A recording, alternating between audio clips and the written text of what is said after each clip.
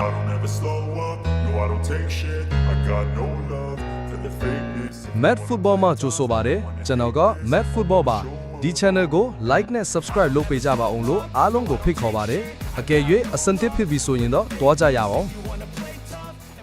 ဒီနေ့တော့ Chelsea နဲ့ပတ်သက်တဲ့သတင်းလေးတွေကိုဖြောပြပေးပါမယ်နွေရာသီအပြောင်းရွှေ့ဈေးကွက်လှူရှားမှုတွေကြားမှာ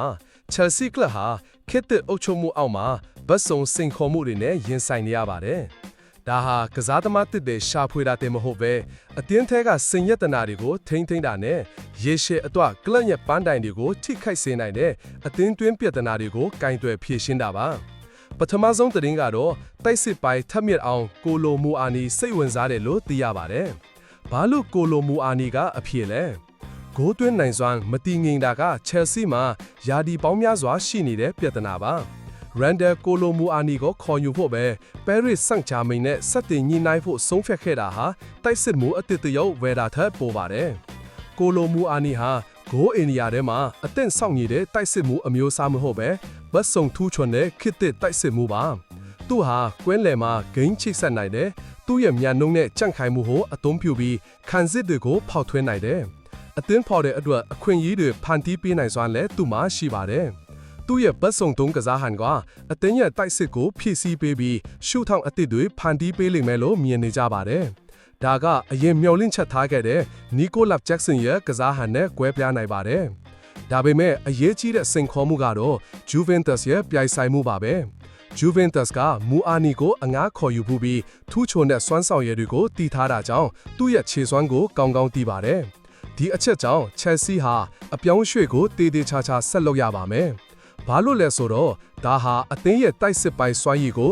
လော့ဖွေပေးမဲ့နောက်ဆုံးသောအစိတ်ပိုင်းဖြစ်လာနိုင်တဲ့ကစားသမားတဦးအတွက်ရှင်ပြိုင်တိုက်ပွဲဝင်ရတာပါမယ်။ပြီးခဲ့တဲ့2020-2025ရာသီမှာရန်ဒယ်ကိုလိုမူအာနီဟာကလပ်နှစ်သင်းဖြစ်တဲ့ Paris Saint-Germain ယာဒီဝက်ပထမပိုင်းနဲ့ Juventus ယာဒီဝက်ဒုတိယပိုင်းအငားနဲ့ကစားခဲ့ပါတယ်။ပင်သစ်လက်ရွေးစင်အသင်းအတွက်လည်းကစားခဲ့ပါတယ်။ဒါတွေကသူ့ရဲ့စုစုပေါင်းမှတ်တမ်းကလပ်နဲ့လက်ရွေးစင်တွေပါ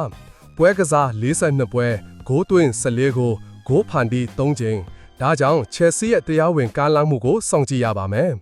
ကဲအသင်းရဲ့လူငယ်ကစားသမားများအကြောင်း Bayern Munich က Santos နဲ့ Gusto ကိုလိုချင်နေတဲ့အခါဒီအခြေအနေကအသင်းရဲ့လူငယ်ကစားသမားတွေကိုဥရောပထိပ်တန်းကလပ်တွေဖြစ်တဲ့ Bayern Munich ကစိတ်ဝင်စားတာဟာသူတို့ရဲ့အရေးအချင်းနဲ့စွမ်းရည်ကိုအာမခံတာပါမယ်ဒါပေမဲ့တစ်ချိန်တည်းမှာပဲဒါကအသင်းစီမံခန့်ခွဲမှုအသွားကြီးမားတဲ့စိန်ခေါ်မှုတစ်ခုလည်းဖြစ်ပါတယ်။အန်ဒရေဆန်တိုစ်နဲ့ပတ်သက်ပြီးပြဿနာကသူ့ရဲ့အရေးအချင်းမဟုတ်ပဲကွင်းလယ်မှာအန်ဇိုဖာနန်ဒက်စ်နဲ့မိုယစ်ကိုင်စီဒိုလို့ဈေးကြီးရဲ့ကစားသမားတွေအများကြီးရှိနေတာကြောင့်သူ့အတွက်ပွဲကစားခွင့်အခွင့်အရေးကခက်ခဲနေပါတယ်။ကလပ်အနေနဲ့သူ့ရဲ့ရေရှည်အလားအလာကိုယုံကြည်ပေမဲ့ရေတိုမှာပွဲထွက်ခွင့်နေရာကိုအာမခံနိုင်ခြင်းမရှိတဲ့အတွက်ဘာလို့ရမှန်းမသိဖြစ်နေပါတယ်။ဒါကြောင့် Bayern Munich က Santos ကိုသူ့ရဲ့အနာဂတ်ကိုပြန်စဉ်းစားဖို့ဆွဲဆောင်စူးစမ်းနေတဲ့အားနည်းချက်တစ်ခုပါပဲ။ Malo Gusto ကတော့ Reece James ရဲ့အရန်ထွက်ပို့တယ်ဆိုတာတက်သေးပြခဲ့ပြီးပါပြီ။အခွင့်အရေးရရင်သူကထူးချွန်ပြီးတည်ငြိမ်တဲ့စွမ်းဆောင်ရည်ကိုပြသခဲ့ပါတယ်။ Bayern ကသူ့ကိုစောင့်ကြည့်နေတာအန်ဒီရဲ့မဟုတ်ပဲ Chelsea ကဈေးမကြီးတဲ့တန်ဖိုးနဲ့ဝယ်ထားတဲ့ကစားသမားစီကနေအကျိုးအမြတ်ရဖို့ကြီးမားတဲ့ကမ်းလှမ်းမှုတွေကိုလက်ခံဖို့အလားအလာရှိရင်အခွင့်အရေးယူဖို့လည်းဖြစ်နိုင်ပါတယ်။ဒီကိစ္စနဲ့ပတ်သက်ပြီး Chelsea ရဲ့စင်ခေါ်မှုကညှိနှိုင်းမှုတင်မဟုတ်ပဲယုံကြည်မှုတည်ဆောက်ပြီးဒီလူငယ်ကျယ်ပွင့်ဒီကလပ်ရဲ့အဓိကအင်အားဖြစ်ဆက်လက်တည်ရှိနေဖို့ရှင်းလင်းတဲ့အနာဂတ်လမ်းကြောင်းကိုပြသဖို့ပါပဲနောက်ဆုံးသတင်းကတော့နီကိုလပ်ဂျက်ဆန်ရဲ့ပြဿနာဒီအနီကတ်ကပထမဆုံးအကြိမ်ဖြစ်တာမဟုတ်ပဲပြီးခဲ့တဲ့ရာသီကသူ့ရဲ့အဝါကတ်မှတ်တမ်းမြင့်မားတာနဲ့ဆက်နေပါပဲဒါကဖီအားနာတဲ့ထိပ်တန်းကလပ်ကစားသမားတဦးအတွက်အလွန်အရေးကြီးတဲ့စိတ်ခံစားမှုထိန်းချုပ်နိုင်မှုပြဿနာကိုပြသနေပါတယ်။ဖြစ်ပေါ်လာတဲ့တက်ရောက်မှုကတခြားကစားသမားတွေကိုပွဲကစားခွင့်ရစေတာတင်မဟုတ်ပဲအသင်းရဲ့စင်ဆက်မပြတ်ကစားပုံကိုထိခိုက်စေပြီးနီးပြကိုနီးပြတာတွေပြောင်းလဲစေရပါတယ်။အရေးကြီးဆုံးကတော့အသင်းရဲ့ပရိသတ်တွေသူ့အပေါ်ထားရှိတဲ့ယုံကြည်မှုကိုထိခိုက်စေပါတယ်။ဒီကိစ္စဟာ club အနေနဲ့တိုက်စစ်မှုအသစ်ကိုအလျင်အမြန်ရှာဖွေဖို့တိုက်ရိုက်ဆက်ဆက်နေပါတယ်။အဘယ်ကြောင့်ဆိုတော့အသင်းကအရေးကြီးတဲ့ပွဲတွေမှာပါဝင်နိုင်မလားဆိုတာအာမခံချက်မပေးနိုင်တဲ့တိုက်စစ်မှုအပေါ်မျော်လင့်ချက်အားကိုးထားလို့မရနိုင်ပါဒါဟာ Justin အတွက်ဈေးကြီးတဲ့သင်ခန်းစာတစ်ခုပါပဲသူသာချင်းသေးပြရအနာဂတ်အစစ်အမှန်ဖြစ်ချင်ရင်အမြန်ပြင်ရပါလိမ့်မယ် နီကိုလက်ဂျက်ဆင်ရဲ့အနီကတ်ကိစ္စကိုနက်နက်ချိုင်းချိုင်းဆွေးနွေးကြည့်ရအောင်နီကိုလက်ဂျက်ဆင်ရဲ့နောက်ဆုံးအနီကတ်ဟာကွင်းထဲမှာကံမကောင်းတာတည်းမဟုတ်ပဲပွဲပယ်ခန့်ရတာထက်ပိုပြီးနည်းနည်းပါတယ်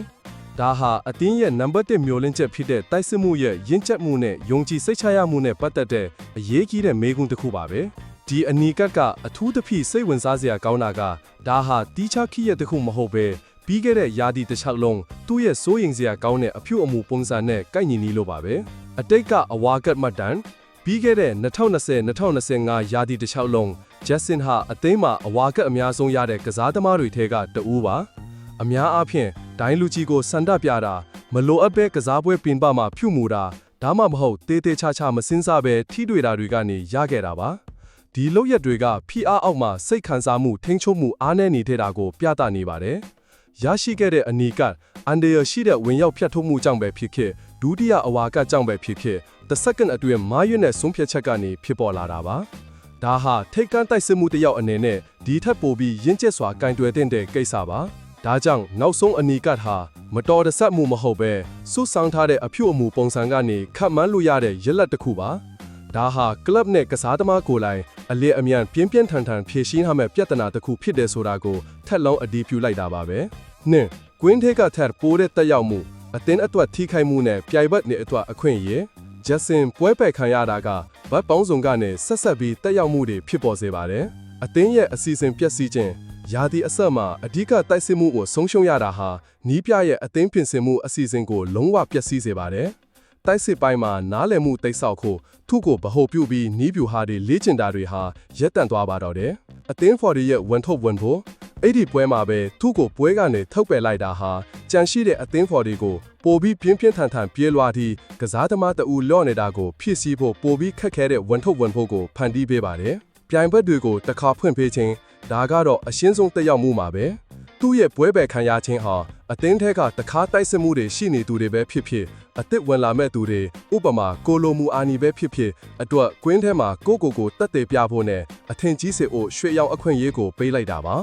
အကယ်၍အဲ့ဒီပြိုင်ဘက်ကစွမ်းဆောင်ရည်ကောင်းကောင်းပြသနိုင်ခဲ့ရင်ဂျက်ဆင်ဟာသူ့ရဲ့ပွဲထွက်ခွင့်နေရာကိုထာဝရဆုံးရှုံးထားနိုင်ပါတယ်ဂျက်ဆင်ရဲ့စီးကမ်းပိုင်းမတည်ငြိမ်မှုဟာချယ်ဆီဘူးအဖွဲ့ကိုတိုက်စစ်မှုအသစ်ရှာဖွေဖို့အပြောင်းအလဲဈေးကွက်မှာအလင်းအမြင့်လှုပ်ဆောင်စေခဲ့တဲ့အရေးကြီးဆုံးအကြောင်းရင်းတွေထဲကတစ်ခုပါတယ်ထိပ်တန်းကလပ်တွေဟာအရေးကြီးတဲ့ပွဲတွေမှာပွဲကစားဖို့အသင့်ရှိမှုကိုအားမခံနိုင်တဲ့တိုက်စစ်မှုအပေါ်မျှော်လင့်ချက်အားကိုးလို့မရနိုင်ပါဘူး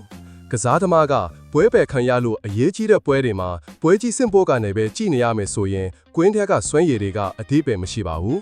ဒါကြောင့်ကိုလိုမူအာနီလို့တိုက်စစ်မှုအသစ်ကိုရှာဖွေတာဟာရှင်ပြိုင်ဖို့မဟုတ်ပဲတရားဒီလုံးအားထားနိုင်မဲ့အားမခံနိုင်မဲ့အားမခံချက်နဲ့ယုံကြည်စိတ်ချရမှုကိုရှာဖွေတာပါပဲဒီအချိန်မှာတော့နီကိုလက်ဂျက်ဆင်ဟာချယ်ဆီနဲ့သူ့ရဲ့ဘောလုံးသမားဘဝမှာအရေးကြီးတဲ့လမ်းဆောင်လမ်းခွမှာရပ်တည်နေပါတယ်သူ့မှာအရေးအချင်းမြန်နှုံးနဲ့ထိတ်တန့်ဂိုးသွင်းရှင်ဖြစ်လာနိုင်တဲ့အလားအလာတွေရှိပါတယ်ဒါပေမဲ့သူ့ရဲ့စီးကမ်းပိုင်းဆိုင်ရာပြဿနာတွေနဲ့ရင့်ကျက်မှုတွေကိုမထိန်းချုပ်နိုင်ဘူးဆိုရင်အဲ့ဒီအားသာချက်တွေအားလုံးမိမ့်မိန်သွားပါလိမ့်မယ်ကျွန်တော်ရဲ့ YouTube channel လေးကို subscribe နဲ့ like တွေလုပ်ပေးဖို့မမေ့ပါနဲ့နော်အားလုံးကိုမင်္ဂလာပါ